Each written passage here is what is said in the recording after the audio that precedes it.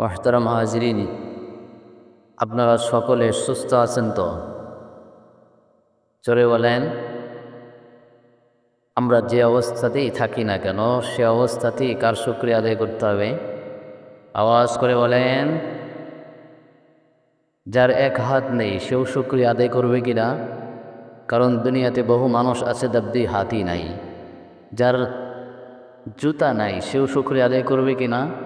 কারণ দুনিয়ায় বহু মানুষ আছে যার পাওই নাই।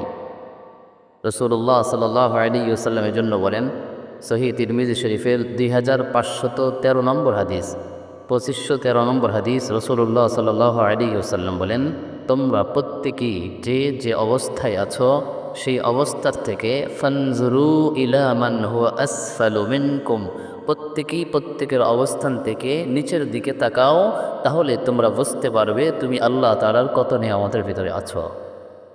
আমরা যে অবস্থায় আছি, যেই সময় এখন এত সুন্দর আয়োজনে মাহফিল শ্রবণ করছি, এই মুহূর্তেই হাসপাতালে বহু মানুষ আছে যে স্বাভাবিক জীবন যাপন করতে না পারার কারণে আমার আপনার মতো মুখ দিয়ে খাবার খেতে পারছে না। তার খাবার সেবন করার জন্য, খাবার খাওয়ার জন্য নল আর পাইপ দিয়ে খাবার ঢোকানো হচ্ছে। এরকম মানুষ কি একটাও পাওয়া যাবে না? বলেন, পাওয়া যাবে না? আমি আর আপনি আল্লাহ তাআলার দেওয়া শ্বাস প্রশ্বাস নিঃশ্বাস যত সহজে ইজিলি স্বাভাবিকভাবে নিতে পারছি এবং ছাড়তে পারছি, হাসপাতালে গিয়ে দেখা যাবে বহু মানুষ নিঃশ্বাস নিতে পারছে না, অক্সিজেনের সমস্যা হচ্ছে।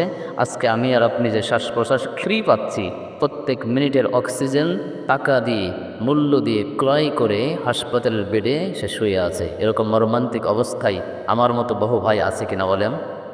আল্লাহ তাআলা আমাদেরকে যে ভালো রেখেছেন, এজন্য আমরা আর একবার আল্লাহ তাআলার দরবারে শুকরিয়া আদায় করি।